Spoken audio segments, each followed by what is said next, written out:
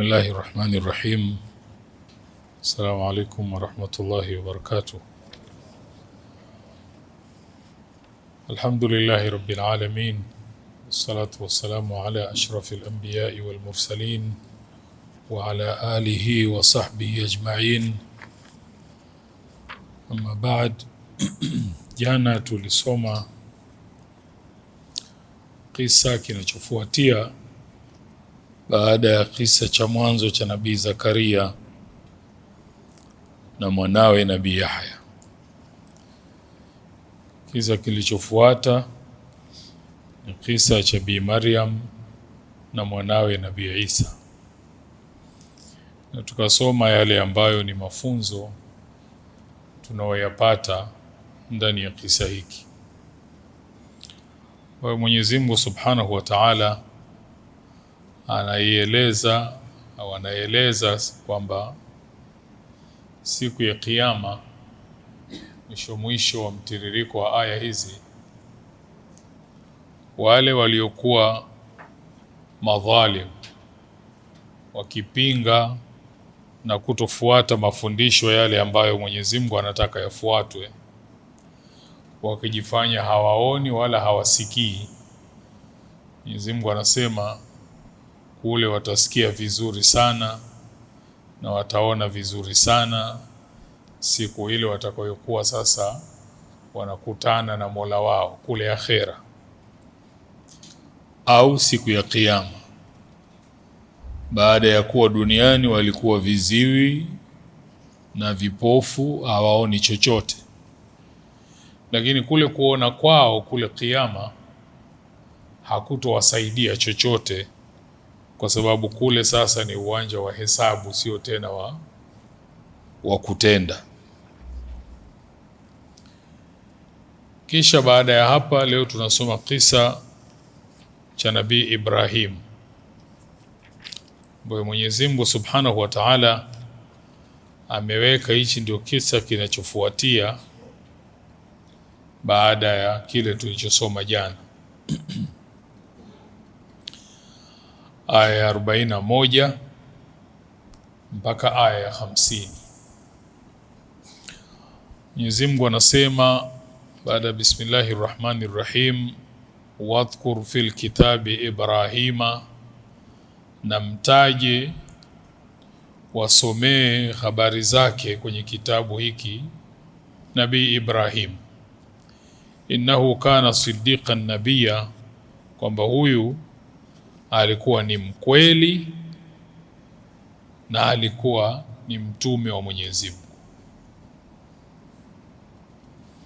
Kwa anasema wadhkur fil kitabi Ibrahima, mtaje kitabuni humu Nabii Ibrahim.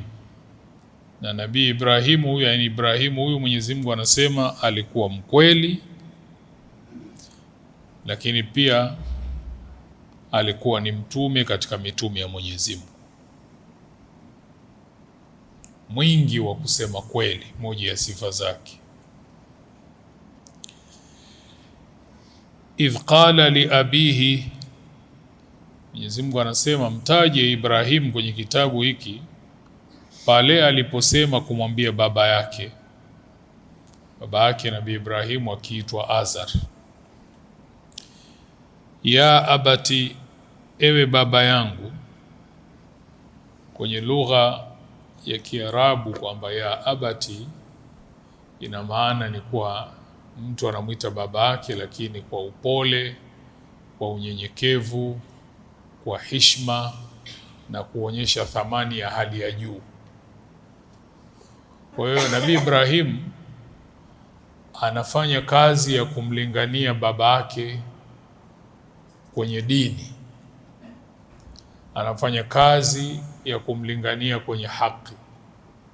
Lakini pia moja ya mafundisho tunayojifunza leo kwenye aya hizi, mazungumzo kati ya mtu na mzazi wake.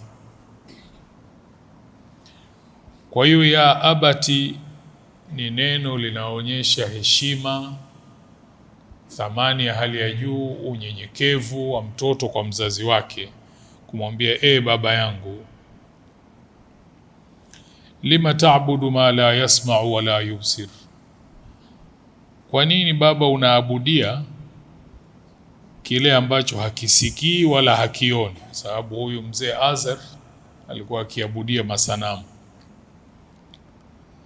Kwa nini unaabudia kile ambacho hakisikii ukikiomba, wala hakioni hicho unachokifanya kuwa ndo unamwabudia? Haoni, sababu ni sanamu tu. Wala yughni anka shay'an, wala hawezi kukunufaisha kwa chochote.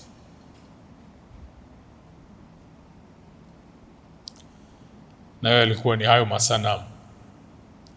Ya abati, baba yangu, inni qad jaani min alilmi, namwambia baba yangu, japokuwa mimi wewe ni mzazi wangu, mimi nimetokana na wewe,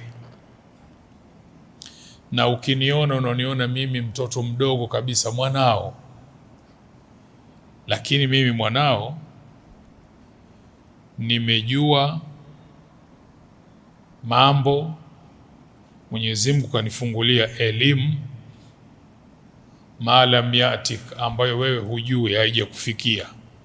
Yani mimi nimepewa elimu, nimefunguliwa ambayo wewe haija kufikia babangu. Hivyo basi fattabi'ni, na kuomba unifuate, acha kuabudia hayo masanamu, nifuate mimi kumwabudia Mwenyezi Mungu.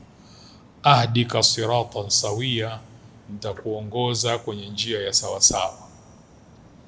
Hapo pia napo pana namna nyingine. Angalia mtiririko wa mazungumzo yaliyojaa adabu na heshima ya mtoto kwa babake. Siku hizi anaweza kukwambia tu kwamba mzee, unachojua bwana, wewe unajua nini? Wewe unataka unifuatishe mimi. Lakini Nabii Ibrahim amwambia baba yake kwamba wewe mjinga, hujui chochote. Lugha anamwambia bwana, babangu, mimi Mwenyezi Mungu amenipa maarifa, kuna mambo kanifungulia ambayo wewe kwako hayajafika. Ni tofauti kama angemwambia bwana, wewe unachojua chochote, mjinga, tunifuate mimi. Tunajifunza namna gani mtoto anazungumza na mzazi wake, kwamba ukitoka hapo kwenye darasa ujikague wewe pia wewe unazungumza namna hiyo na mzee wako, au kama unavyozungumza barabarani ukizungumza na mzazi wako unaongea hivyo hivyo. Babangu, japokuwa mimi ni mwanao tena mdogo, lakini nimetaka ujue baba, Mwenyezi Mungu mimi kanifungulia elimu ambayo wewe haijakufikia. Sasa nifuate kwenye hii kazi yangu, nitakuongoza baba kwenye njia iliyo ya sawasawa, itakayokuokoa na mambo yote mabaya na kupeleka kwenye njia ya kheri. Ya abati, babangu, la ta'budi shaitan, na kuomba mimi usimwabudie shaitani. Inna shaitana kana lirrahmani asiya, kwa sababu shaitani huyu yeye kule anakowalingania na kuwaita watu wake yeye kwa Mwenyezi Mungu ni mwovu. Usifate njia hiyo.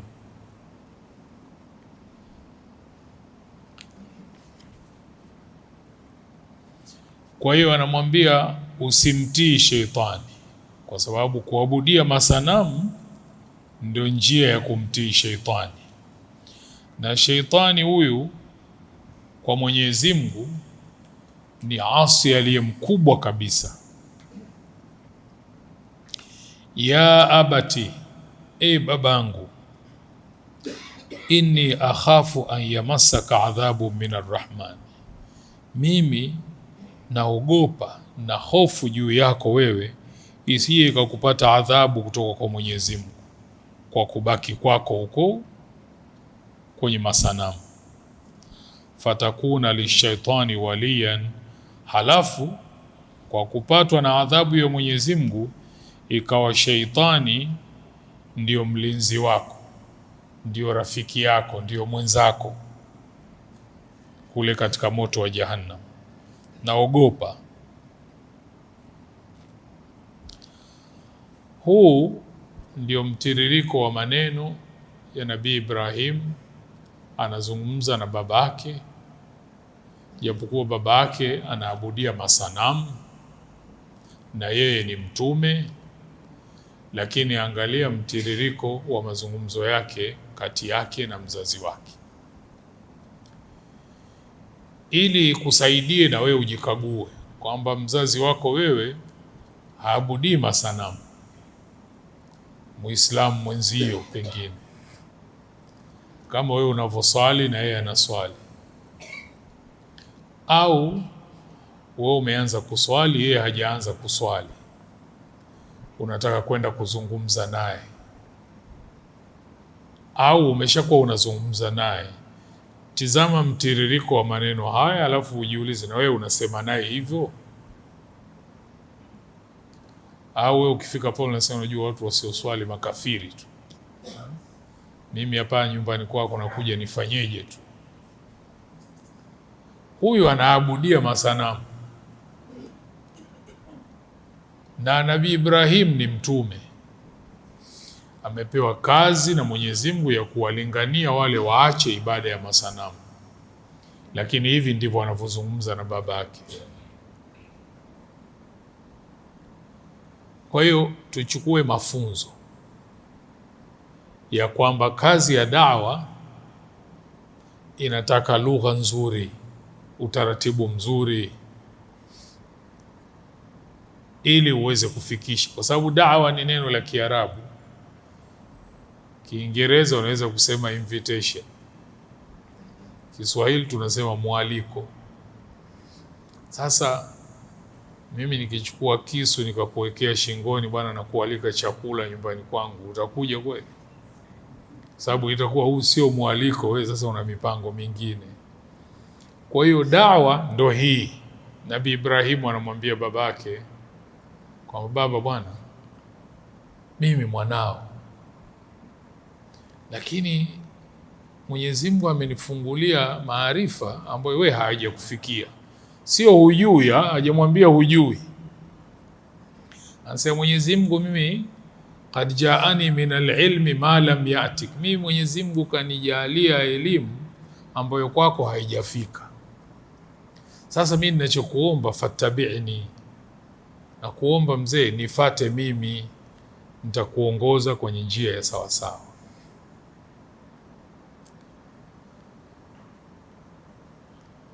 Said Omar Abdallah anasema mwenye baraka alikuwa akienda, mmoja katika wanazuoni wakubwa wa huko Afrika Mashariki. Sasa alikuwa akisafiri akienda Uingereza, pale kuna group wakati huo vijana, maana sasa hivi watu wazima wengine washafariki.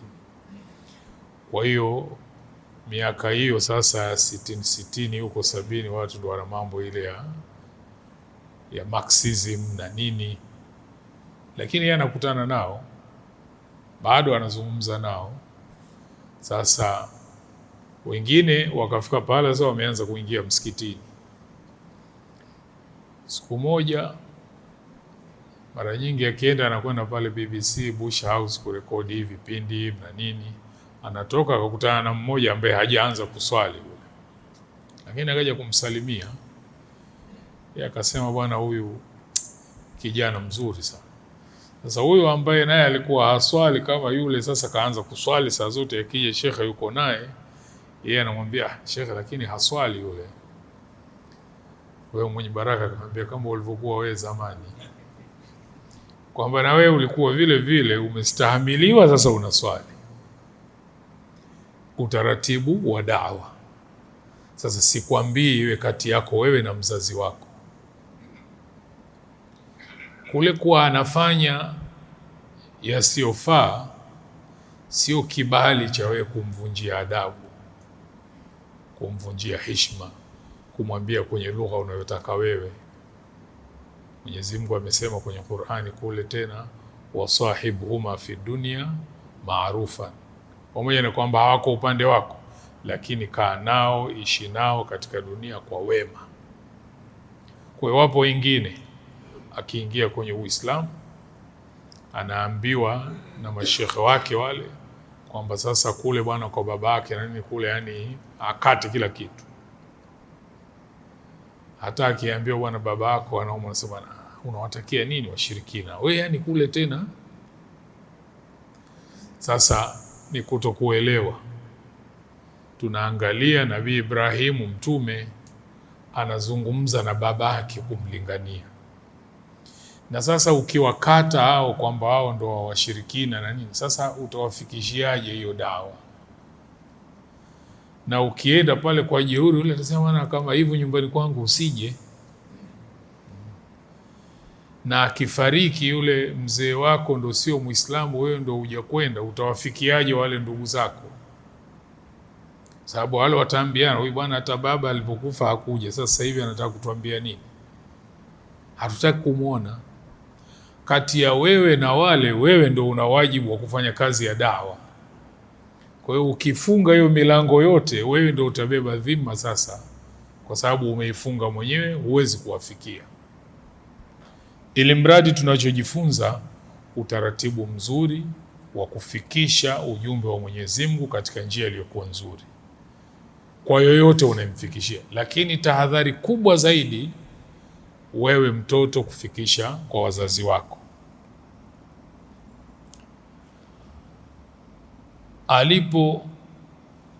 Alipofikisha maneno haya,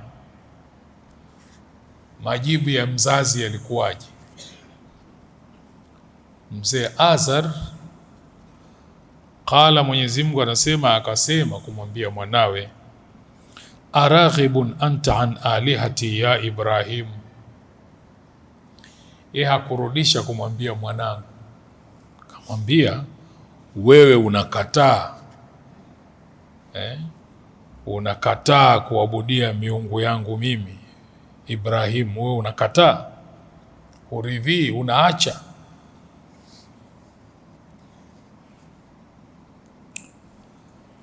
Aliposema maneno yale, akaendelea kumwambia, la in lam tantahi, kama hukuacha hayo maneno yako na hukukubali kurudi kufanya ibada hii ambayo sisi tunafanya, la arjumannak, nitakupiga kwa mawe, wahjurni maliya, lakini vile vile kaa mbali na mimi. Kwamba anatengwa, kwamba sasa wewe ukibaki huko bwana, wewe baki huko huko. Kwa hiyo kwa wale ambao huwa yanawakuta mambo haya, sio kwa yameanza leo. Nabii Ibrahim alipoambiwa maneno haya na baba yake, alimwita akamwambia, wewe unakataa kuabudia haya masanamu, na kama hutaki kuyaabudia wala huridhii, basi acha kuyasema vibaya, kwa sababu usipoacha kufanya hivyo nitakupiga kwa mawe au nitakutukana, na kisha kaa mbali na mimi. Kwa hiyo unaona mazungumzo ya mtoto kwa babake ya adabu, ya heshima, ya mapenzi, lakini mazungumzo ya mzazi yalikuwa tofauti, makali. Kwa ukali ule, Nabii Ibrahim kafanyaje? Anatufundisha nini? Mwenyezi Mungu anasema Nabii Ibrahim akajibu, pamoja na maneno aliyoambiwa, bado akajibu kwa adabu, kwa upole na heshima kwa mzazi wake, akimwambia, Mwenyezi Mungu anasema, qala salamun alayka, amani juu yako. Na salamu ya hapa ilikuwa ya kumuaga, kwamba kwa kuwa mzee kamwambia yale maneno na kwamba kaa mbali na mimi, sasa yeye anamuaga kwamba anatoka pale.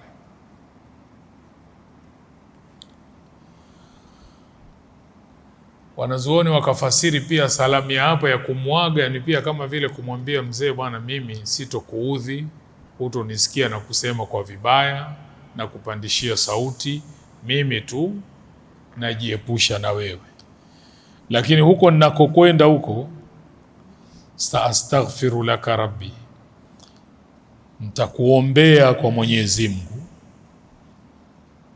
akuongoze, akusamehe, akuwafikishe katika imani.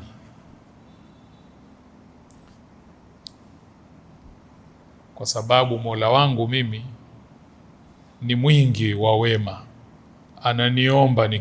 ananijibu nikimwomba. Saastaghfiru laka rabbi innahu kana bi hafiyan, sababu Mwenyezi Mungu kwangu mimi nikimwomba ananiitikia maombi yangu.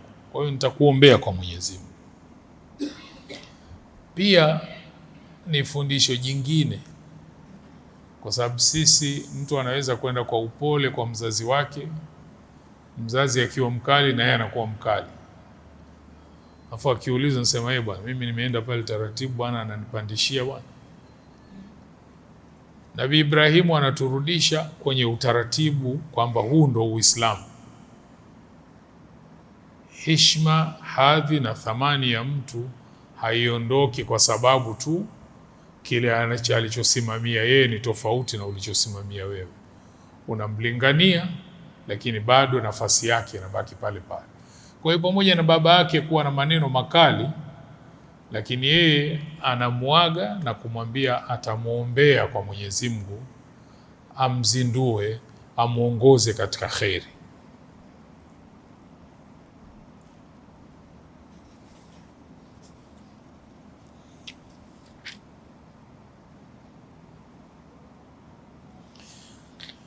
Kisha Nabii Ibrahim, Mwenyezi Mungu anatuelezea, anaendelea, yani amemuaga babake na kumwambia atamuombea kheri. Mwenyezi Mungu anatuambia, wa a'tazilukum wama tad'una min dunillah, kwamba Nabii Ibrahim anahama kutoka pale, anakwenda kwenye miji ya Sham. Sasa anasema, mimi nakaa mbali na nyinyi, najitenga na dini yangu hii na hivyo mnavyoviabudu kinyume cha Mwenyezi Mungu. Wa ad'u rabbi, na namuomba Mola wangu aliye mmoja ambaye hana mshirika, alla akuna biduai rabbi shaqiya, ili mimi nisiwe kwa kumuomba Mwenyezi Mungu ni mwenye hasara, kwamba sikubaliwi maombi yangu. Ikawa na mimi nafanana kama vile nyinyi mnavyoomba hayo masanamu, hayasikii wala hayaoni wala hayawajibu chochote.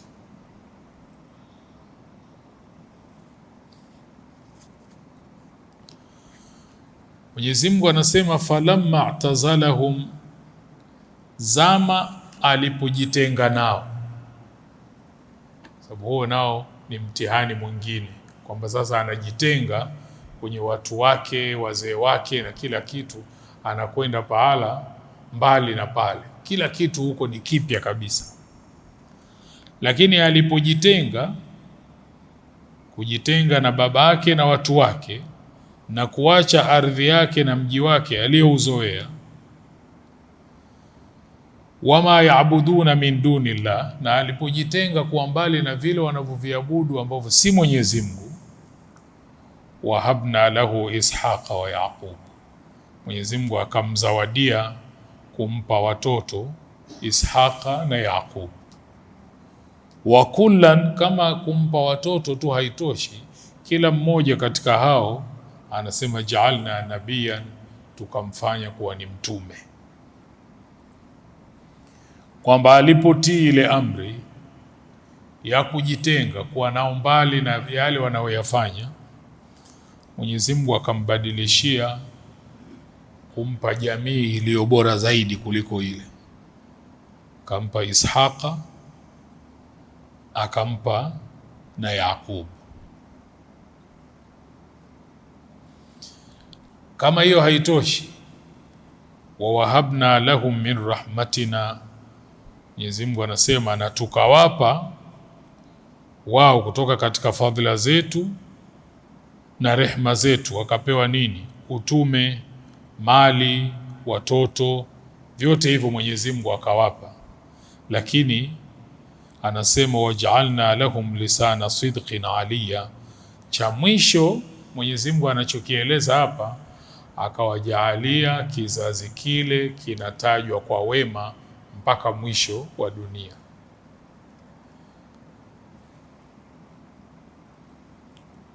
Kwamba yote hayo Mwenyezi Mungu amewapa, kwamba ukija leo upande wa Waarabu wanamzungumza Nabii Ibrahim, ukienda upande wa Wayahudi wanazungumza Nabii Ibrahim.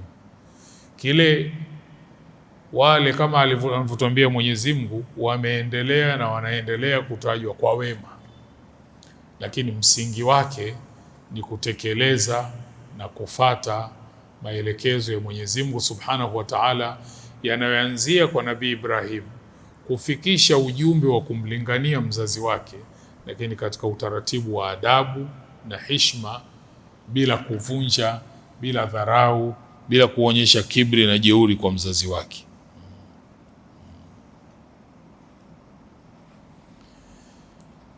Aya hii ya 50 ndio tunafikia mwisho wa darasa yetu leo. Tutaanza 51 kwenda mbele, ambayo 51 Mwenyezi Mungu kwenye sura hii Maryam anaanza na kueleza kisa cha Nabii Musa, wadhkur fil kitabi Musa innahu kana mukhlasan wa kana rasulan nabiyya. Kwa hiyo tunaishia hapa kwenye maswali tuweze kueleza huko pahala pajaeleweka. Leo tumeunganisha kabisa tafsiri na mafundisho ambayo tunayapata kwenye aya hizi, kwamba tusibebe tu tafsiri alafu tukiondoka tunasema na tumejifunza mambo yaliyotokea miaka mingi iliyopita, siku hizo bwana ilikuwa hivi vile. Hapana, ndani yake kuna mafunzo, darasa, mazingatio kwetu sisi, na miongoni mwa mazingatio ni hayo, kwamba mzazi wako hata awe hayuko kwenye mstari wa sawasawa kiasi gani, bado unatakiwa uzungumze naye kwa lugha ya adabu, ya heshima, na ile thamani yake kama mzazi inabaki pale pale. Wala sio kuwa sasa wewe umekuwa wali mkubwa sana kwa sababu hutoki msikitini, basi yeye kwa kuwa haji msikitini unayo ruhusa ya kumwambia unavyotaka, unayo ruhusa ya kumnyanyulia sauti. Utakuwa tayari umekosea. Mafundisho ni haya. Mwenyezi Mungu katuwekea mazungumzo kati ya Nabii Ibrahim na baba yake. Naam. Naam. Waalaikum salaam.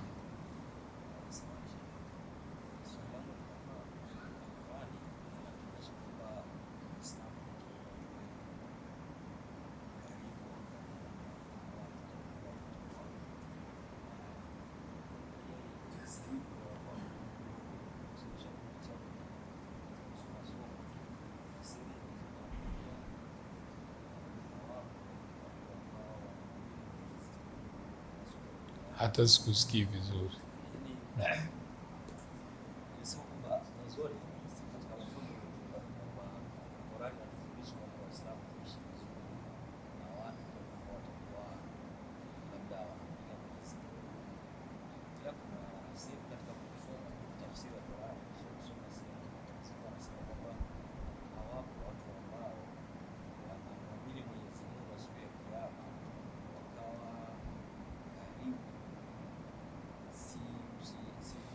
Nishaijua hiyo aya.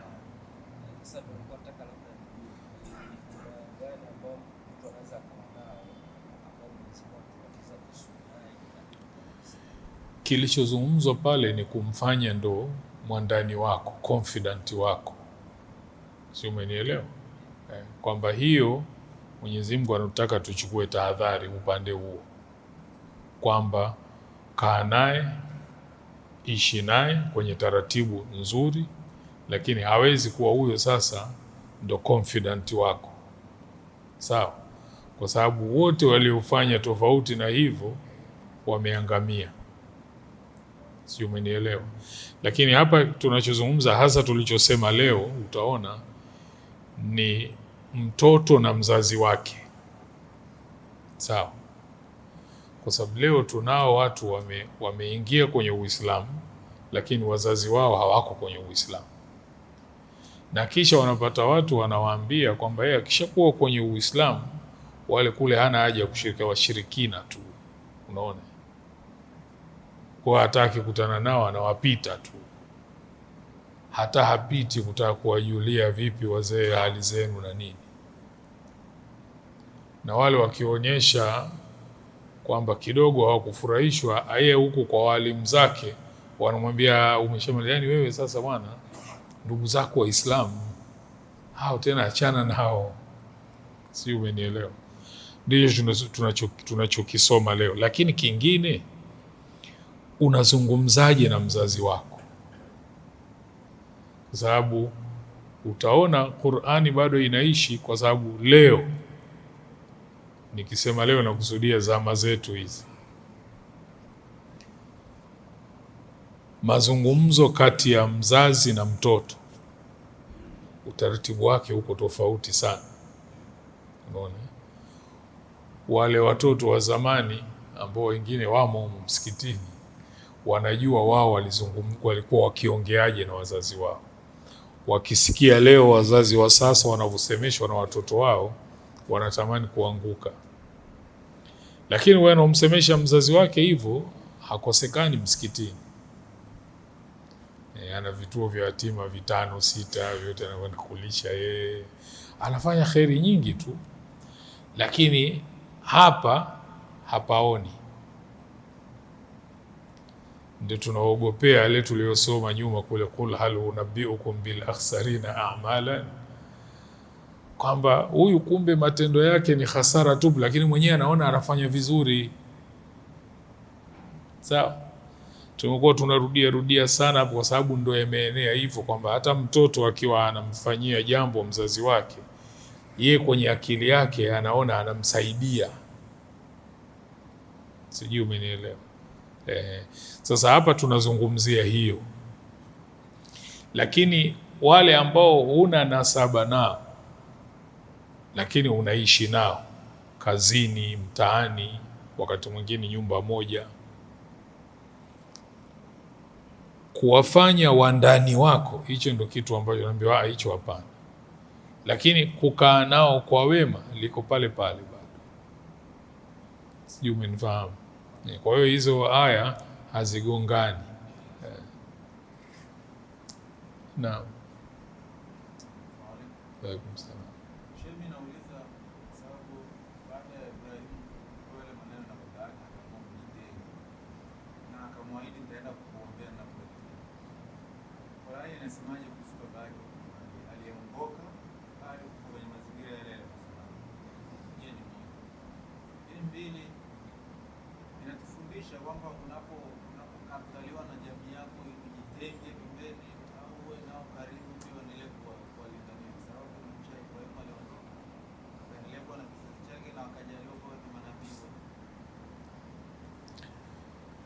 La kwanza tutakuja kuligusa kesho.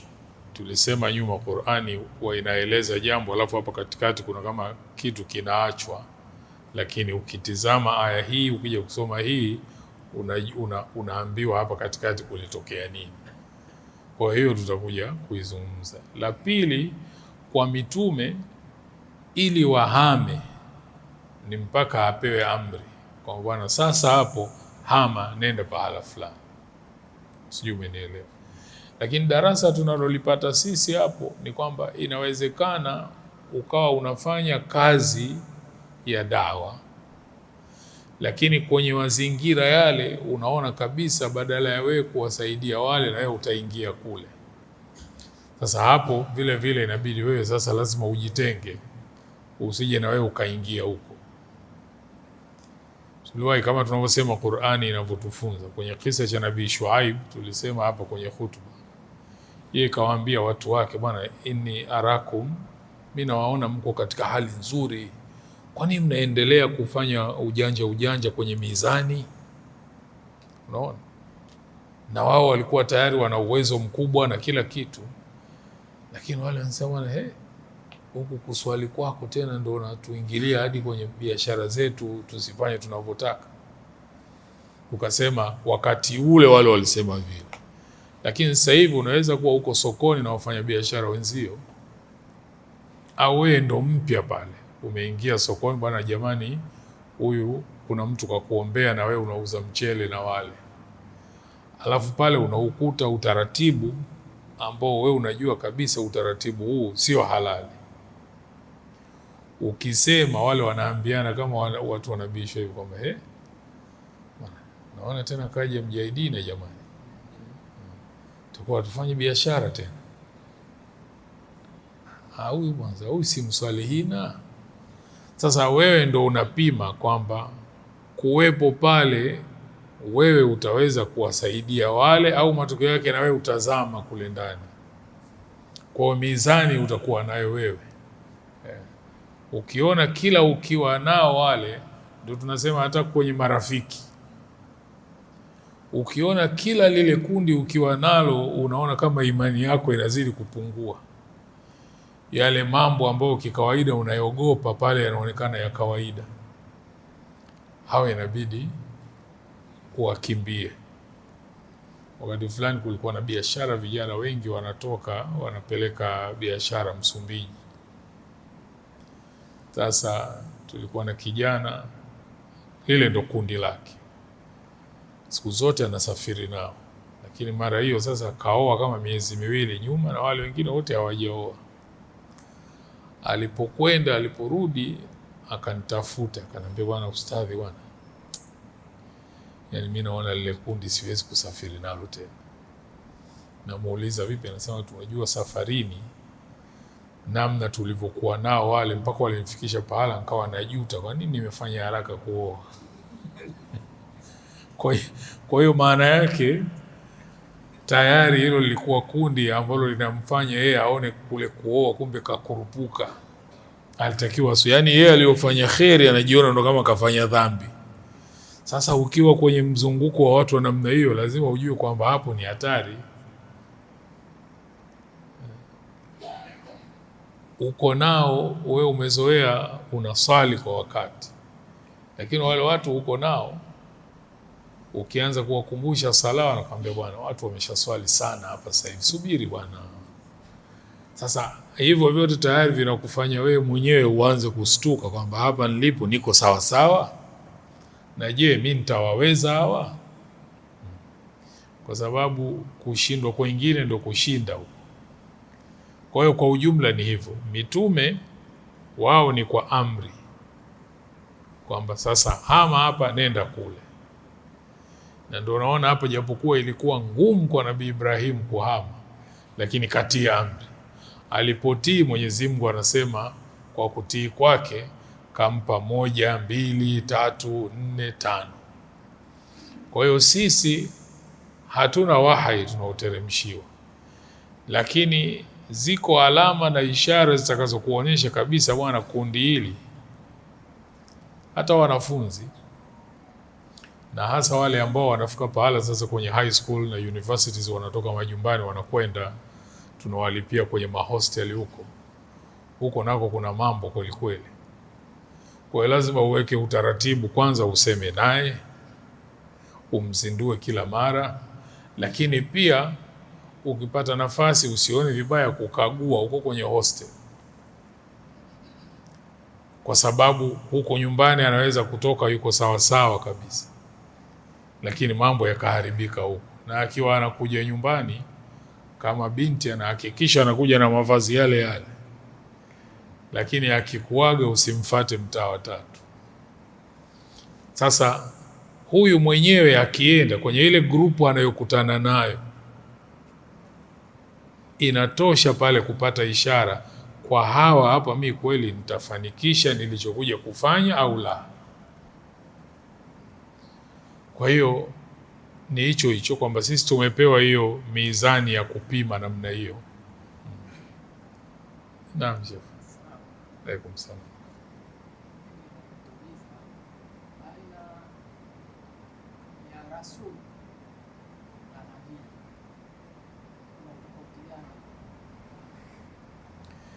Ipo tofauti, lakini pia nayo tutakuja kuieleza kesho kwa ufupi kabla hatujaendelea.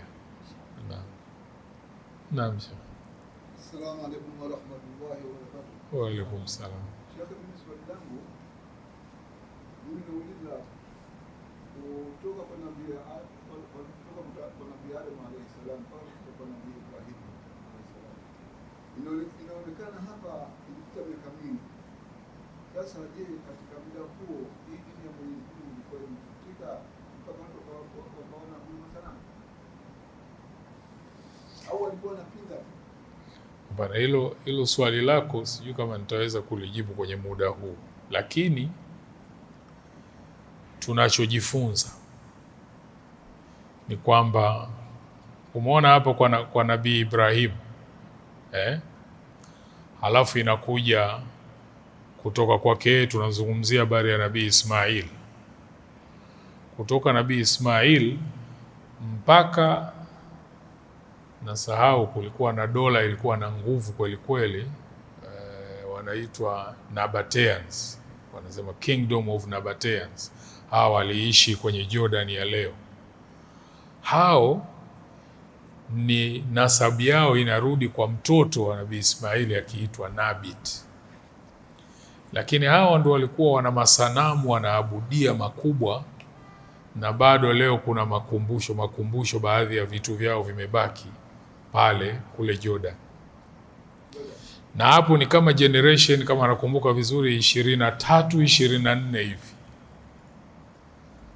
Maana yake nini? Maana yake ni kwamba hata sisi leo tusipoweka utaratibu mzuri wa kurithisha na kusimamia dini yetu, miaka 50 kutoka hapa, wale ambao wanaonekana ni watoto wa mwanachuoni mkubwa kabisa, tukirudishwa huko baadaye miaka 100 labda hatutokuwepo, tukirudi unaweza kusema ndo hawa kweli? Sijui umenielewa. Ndivyo utaratibu ulivyo. Ndio maana tunafundishwa kwamba lazima turithishe, lazima tusimamie. Tuliwahi kusema hapa kwenye darasa yetu ya nyuma kwamba ni muhimu ikiwezekana kwenye kila familia awepo shekhe mle ndani, mwanachuoni anatengenezwa makusudi kwa sababu ya kwamba yeye ndo kama protector wa ile familia, ile dini iendelee kuishi mle ndani.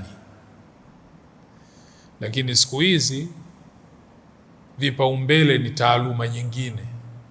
Yaani mara chache kusikia familia inasema na umndani tunamwandaa mtu aje kuwa ndo mwanazuoni wetu katika familia. Hilo halipo. Lakini watu wanaandaa mfanyabiashara, wanaandaa muhandis, wanaandaa daktari, wanaandaa mwanasheria, huko kwingine kote. Hapo tu kwenye dini ndio inaonekana kama, na mpaka leo elimu ya dini peke yake ndo ambayo unaweza kuipata bure, lakini pia hawapatikani hao wanaoandaliwa. Hizo nyingine zote ni kwa gharama kubwa. Kwa hiyo kujibu swali lako ilikuwa namna hiyo, kwamba hapo katikati kunatokea mambo, hawa watu wanatoka kwenye mstari, panaletwa mjumbe mwingine kuwakumbusha, jamani, huku sipo. Anafanya yule kazi, watu wanarudi sawasawa, na baadaye wanatoka kwenye mstari. Sasa hiyo inatupa darasa sisi, mimi na wewe, kwamba lazima uwe na mpango wa kusimamia dini. Maana yake yale ambayo wewe umewakuta wazazi wako waliyajenga wakayaweka, wewe unao mpango wa kuyasimamia, yanaendelea. Halafu ndo uje mpango wa kuendeleza dini, kwamba wewe ulikuta hapa na wewe sasa ukiondoka unasema mimi nimeondoka, nimeacha pale. Sijui umenifahamu. Kwa hiyo hiyo yote inarudi kwenye hiyo. Tuliwahi kusema, nafikiri ilikuwa kwenye hutuba hapa hivyo kwamba hivyo, yani tunaposoma hizi tunajifunza. Hawa watoto wa Nabii Ismail, lakini vizazi 23 tu ndio wanaabudia mawe, na walikuwa na mji wao mkubwa, mpaka leo imebaki watu wanakwenda kutembea kwenye magofu kule Petra, unaona, na sanamu kubwa ilikuwa inaitwa Dushara. Sijui umenielewa. Kwa hiyo sijui kama nimeweza kukujibu vizuri, lakini maana yake ni hivyo, kwamba hata sisi usidhani itakuwa hivi. Yani hapa panapoonekana maamuru leo panajaa, kusipokuwa na mpango wa miaka 50 baadaye, hapa itabidi pafungwe.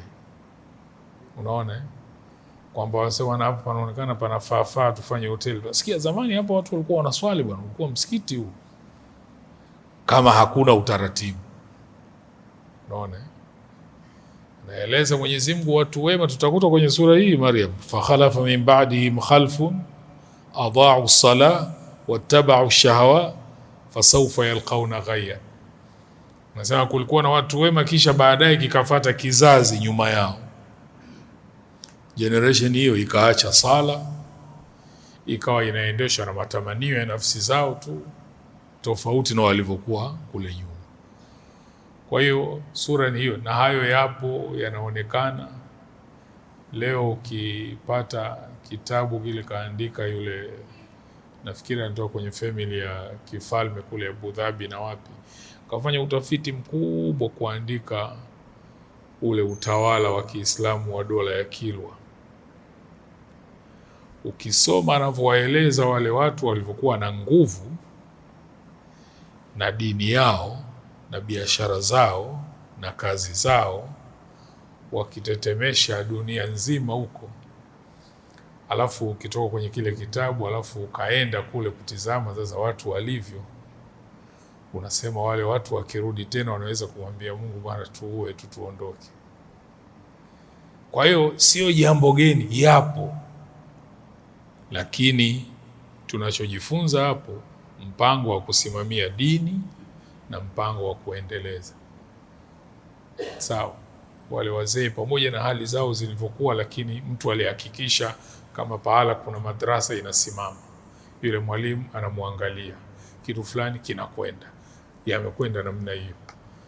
Sasa kaondoka yule, na wewe unajua alikuwa anafanya hivi, wewe unasimamia yale aliyoyaacha, na kama yale unayasimamia, wewe unao mpango wa kuongeza ili na wewe sasa huyo wakwako umpe.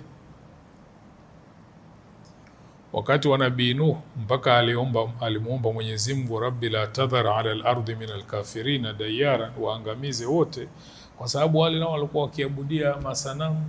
Akiona anazeeka anakaribia kufa, anachukua mwanawe, anasema mimi nitakufa, lakini unamuona mtu huyu msimwache, msimfate huyu.